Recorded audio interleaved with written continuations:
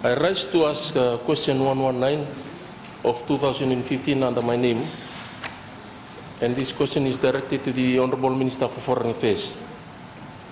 Fiji is increasing its bilateral engagement with countries such as China, United Arab Emirates, Russia, India, and others. In the past couple of years, major leaders are also visiting the country. Can the Minister inform this House what has caused this influx of interest in Fiji and what is the impact of such bilateral engagement? Thank you, Madam Speaker. I give the floor to the Honourable Minister for Foreign Affairs. Thank you, Madam Speaker. I would like to thank the Honourable Member for this question. Also, I'd like to say that maybe both sides of the House will agree with me in saying that Fiji is a leader in the region and a strong voice in the developing world. The major leaders of all these countries acknowledge the fact that Fiji is a preeminent island nation that is also playing an increasing role in the wider global stage. Fiji has carried out substantive constitutional, legal, and political reforms with a successful and peaceful election in September last year. The global community applauds, commends, and accepts these changes in Fiji. The leaders of all these major countries seek stronger engagement with Fiji and the Pacific Islands, and also Fiji plays as a hub in the Pacific.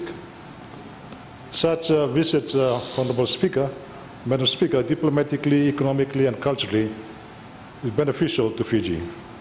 Hosting such leaders further strengthens the bilateral relationships and enables us to showcase Fiji to the world. A number of MOUs and MOAs are signed, and stronger partnerships are forged in areas of defense cooperation, security, climate change, renewable energy, economic cooperation, and capacity building. I thank you, Madam Speaker. Thank you. Supplementary question. I invite Ratu Inoke to ask his question. Thank you, Madam. The sovereignty of this nation is diminishing by these strange alliances with these countries that are not familiar with our status here. And also, just a few days ago, you were talking about the hub of the Pacific. Let me tell you that the hub of the Pacific is threatened by your new alliances that you are creating. And have you seen the security analysis of the United States about our shores? Point of order. Speaker, the honourable member is giving a lecture. Ask the question. He is also, Madam Speaker, out of order because he is making claims without backing them with facts. And that should be the premise of any question or any assertion by any member in this House. Thank you, Madam Speaker. Thank you. I will ask the honourable member to ask your question, please. The question is, how can you assure this House and the nation, this nation, that our country is safe from these people taking too much of the interest of our nation and also affecting the whole region and their influence over us? That's why I'm saying that the sovereignty is diminishing because of these actions. Thank you. I give the floor to the Honourable Minister. Thank you, Madam Speaker. That's a good question from the Honourable Whip, Opposition Whip. The sovereignty of the nation, I can assure you, Madam Speaker, is not being affected by these new relations that we have developed in the last 4 years. I can assure you that. Because, you know, in a foreign policy, Madam Speaker,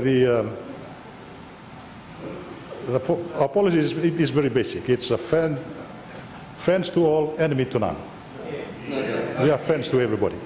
And I'm very surprised that the opposition whip is bringing up this sovereignty.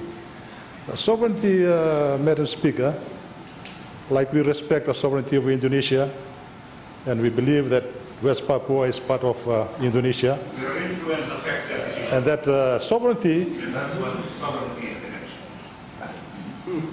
So, sovereignty, Madam Speaker, is something that we believe in, and we protect the sovereignty of Fiji. Thank you, Madam Speaker. Thank you. Supplementary question, the Honourable William Ngawoko. Thank you, Madam Speaker. Yes, we have the potential to be the hub of the Pacific, but please do it the Pacific way. Let's not pick fights with our neighbors like Fiji First appears to do always. Question, Madam Speaker. We're getting interest from a lot of countries, Madam Speaker. Question is, what about Israel? 60% of us in this country are very close to Israel in the ways we all know, the Holy Land. We are opening embassies all over the world. Why don't we open one in Israel also, Madam Speaker? Thank you. The Honourable Minister. Sorry to inform the Honourable Member that we do not have no intention, no plan to open an embassy in Israel. Thank you, Madam Speaker. And the third and last supplementary question. Sorry, the Honourable Ratu Inoke, I will allow other questions, sir. Thank you, Madam Speaker. It is noted that there is no visitation of our traditional countries' leaders to Fiji. I'd ask the Minister if he could explain as to why. Thank you, Madam Speaker. Thank you, Honourable Minister. Madam Speaker, if I may just inform the Honourable Member that in my meeting with, if he is referring to Australia and New Zealand, in my meeting with Foreign Minister Makari last Saturday, he was suggesting maybe a visit of Prime Minister John Key later this year. Thank you. I give the floor to the Honourable Mr. Karwaki. Thank you, Madam Speaker. Based on tradition, Madam Speaker, according to Genesis 17, and the Honourable Minister is known as well. Madam Speaker, God made a covenant with Abraham. Amen. Amen. And this is the covenant that all your seed, your male seed, will be circumcised as a covenant between me, you and your seed. Amen. Forever. Madam Speaker, in Genesis 38, Judah had two sons. One was Phares and the other one was Sarah. Sarah is the eldest, Madam Speaker. Point of order, Madam Speaker. Point of order. Madam Speaker, I wish to refer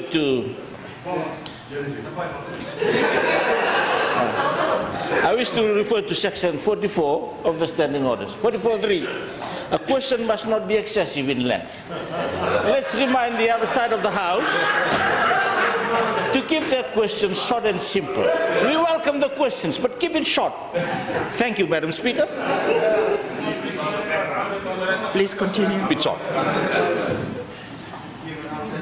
I was saying there are two sons of Judah, Madam Speaker.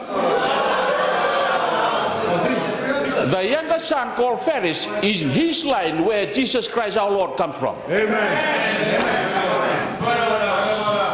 Point of order. Madam Speaker, the Honourable Leader of Government, Madam Speaker, Honourable Leader of Government has already stated that the Honourable Member, he's quite welcome, obviously, to ask a question.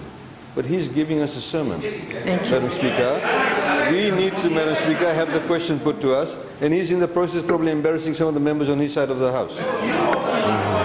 Thank you. Point of order taken. Please, can you ask the question? And to begin your sentence with, the question is. Madam Speaker, the basis of this question is just the information that I would like to add now. The elder brother, Madam Speaker,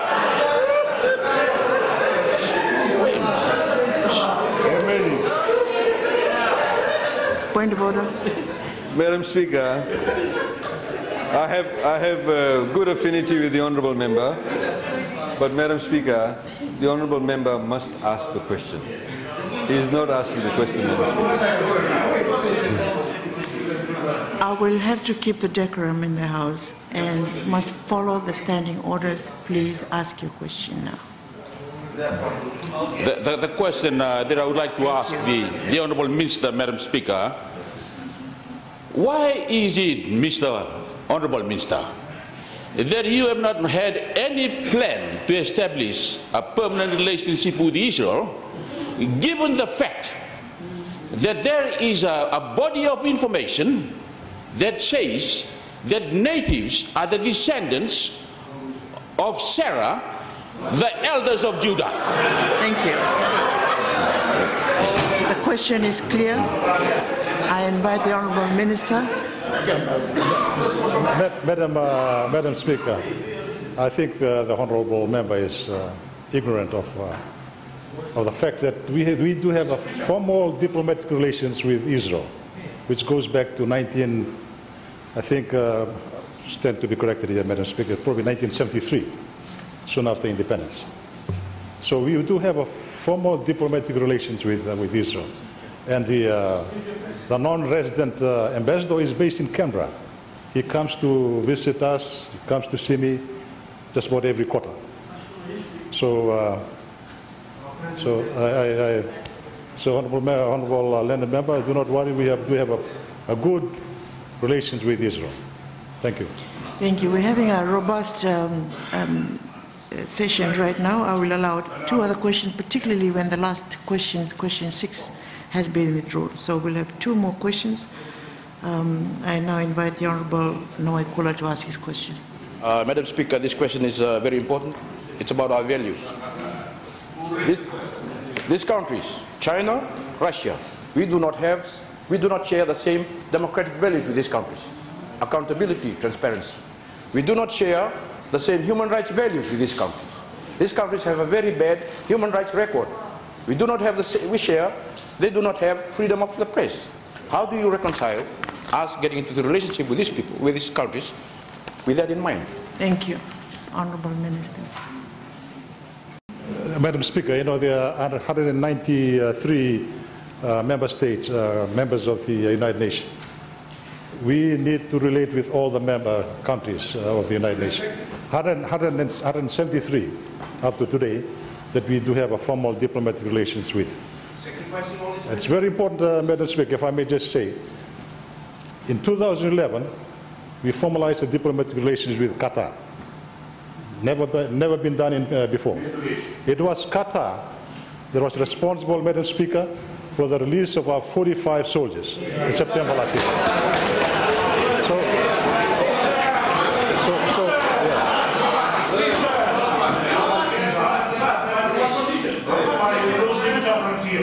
Order. Madam Speaker, if I may just say, you know, some of these members are really ignorant, if I may say. They do not know the facts. There is no condition, no payment of ransom money has been claimed from the other side of the House.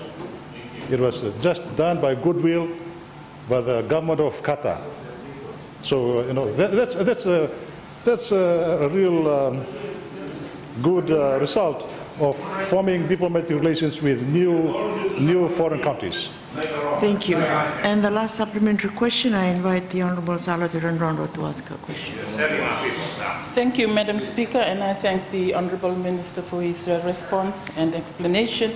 My question is, what plans are in place to ensure the establishment of a diplomatic cadre or diplomatic professionals to service the overseas missions, bearing in mind the complexities of the work involved in the missions in terms of diplomacy and international relations, as opposed to recruiting from within the civil service and even from outside the civil service. Thank you, Madam Speaker. Thank you. Honourable Minister. Mr. Speaker, if I may just ask the Honourable Member just to clarify on this, what she means by diplomatic cover. Thank you. Honourable Ratu Inoke. Just for Thank clarification. you, Honourable Speaker. The diplomatic cadre means a specific group or core professionals or staff that are trained, specifically trained, to be able to service the missions, because you require specific skills, like in terms of negotiation, international and diplomatic skills in laws, political and treaties. Those are the skills that officers need to be equipped with to be able to to do their work effectively in the foreign missions? Thank you, Madam Speaker. Honourable Minister. Sorry, Madam Speaker, I misheard the Honourable Member. I thought it was a diplomatic corps, but it's a diplomatic cadre. We do have a training program for our diplomats, and they are posted from within the ministry. And we do not, when we do not find anybody suitable, we go outside the ministry, and they come through a training process, a training program through the Ministry of Foreign Affairs before they are being posted. Thank you, Madam Speaker. Thank you.